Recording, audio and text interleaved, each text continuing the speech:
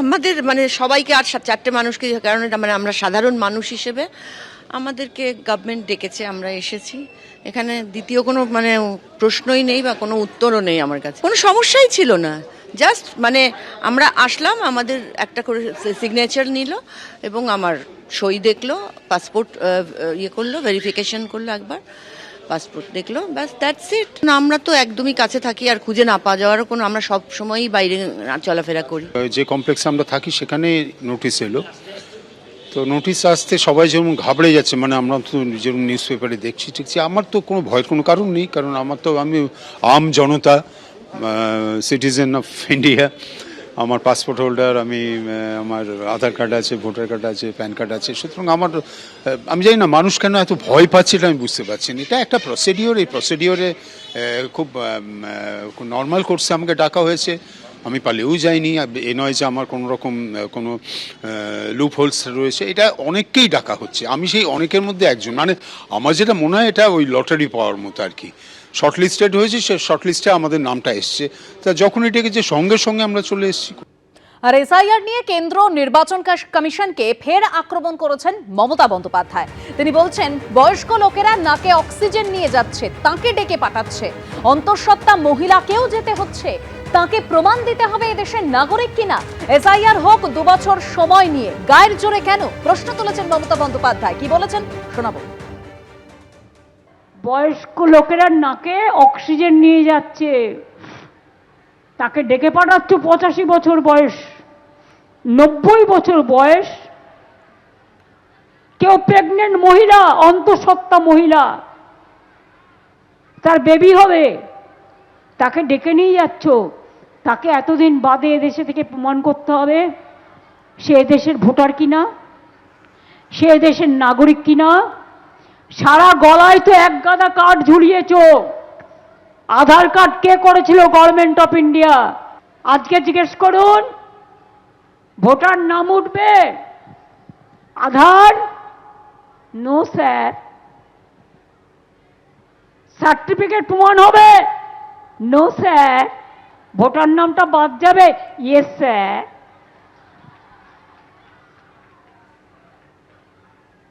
আমরা বলি no papa, no পাপা।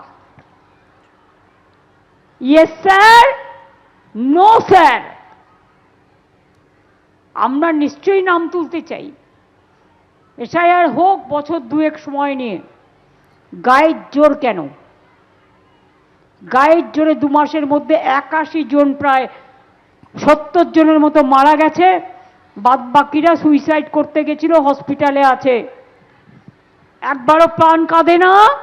আজ যদি আপনার বাড়ির মাকে, 85 বছরের বৃদ্ধাকে টেনে হেঁচড়ে অ্যাম্বুলেন্সে করে নিয়ে যাওয়া হতো, দিল্লির লাড্ডুরা কি উত্তর দিতেন?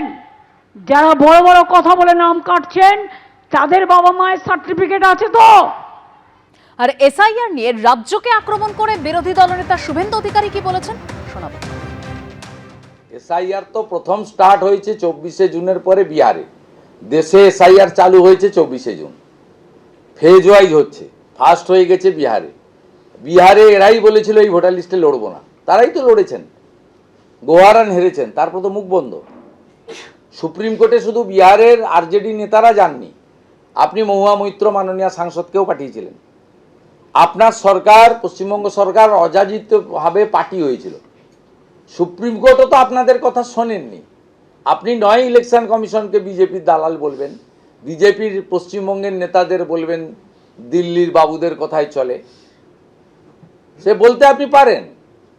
কিন্তু সুপ্রিম কোর্টে আপনি যে গেছিলেন তার পরিণতি কি হলো, এটা বাংলা পশ্চিমবঙ্গে জানতে চাই।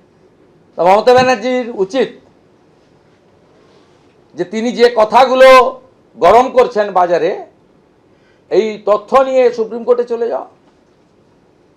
যে দিল্লির কথায় নাম কেটেছে, বৈধ ভারতীয় নাম কেটেছে, সুপ্রিম কোর্টে তো মামলা ক্লোজ হয়নি, পেন্ডিং রয়েছে। সুপ্রিম কোর্ট বলে দিবে যে এই 6 লক্ষ নাম জেনুইন পাওয়া গেছে, আপনাকে তুলতে হবে। আর মুখ্য নির্বাচন কমিশনারকে মমতা বন্দ্যোপাধ্যায় তিনি ফের চিঠি দিয়েছেন। রাজ্যে অবিলম্বে স্থগিত করে দেওয়া হোক এসআইআর প্রক্রিয়া, এই মর্মেই চিঠি দিয়েছেন মুখ্যমন্ত্রী মমতা বন্দ্যোপাধ্যায় জ্ঞানেশ কুমারকে। আর সেই চিঠির এবার পাল্টা চিঠি দিলেন বিরোধী দলনেতা শুভেন্দু অধিকারী। এসআইআর নিয়ে ওর যাবতীয় উদ্বেগ খাঁটি কল্পনা প্রসূত। এসআইআর নিয়ে মরিয়া হয়ে একের পর এক মিথ্যা বলছেন মমতা বন্দ্যোপাধ্যায়। জ্ঞানেশ কুমারকে চিঠি দিয়েছেন শুভেন্দু অধিকারী। আসল কথা হলো, কমিশনের অভিযানে আলো পড়েছে তৃণমূলের, কংগ্রেসের ডার্টি সিক্রেটসে। সামনে আসছে ভুয়ো ভোটার, মৃত ভোটার এবং অনুপ্রবেশ। বছরের পর বছর ধরে ভোটের রিগিং করতে এসব রক্ষা করেছে তৃণমূল কংগ্রেস। বোঝাই যাচ্ছে 2026-এর স্বপ্নে পেরেক পড়ছে বলেই আতঙ্কিত মমতা বন্দ্যোপাধ্যায়। জ্ঞানেশ কুমারকে লেখা চিঠিতে অভিযোগ করেছেন শুভেন্দু অধিকারী।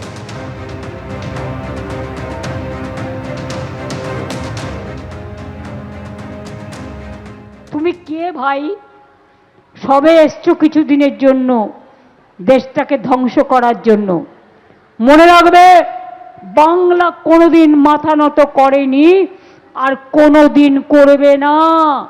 তাই রবীন্দ্রনাথ ঠাকুর লিখেছিলেন, চিত্ত যেটা ভয় শূন্য, উচ্চ যেটা শির। মনে পড়ে? মনে পড়ে কাজী নজরুল ইসলামের গান, কারারই লৌহ কপাট, ভেঙে ফেল করলে লোপাট, রক্ত জমাট শিকল পূজার পাষাণ বেদী।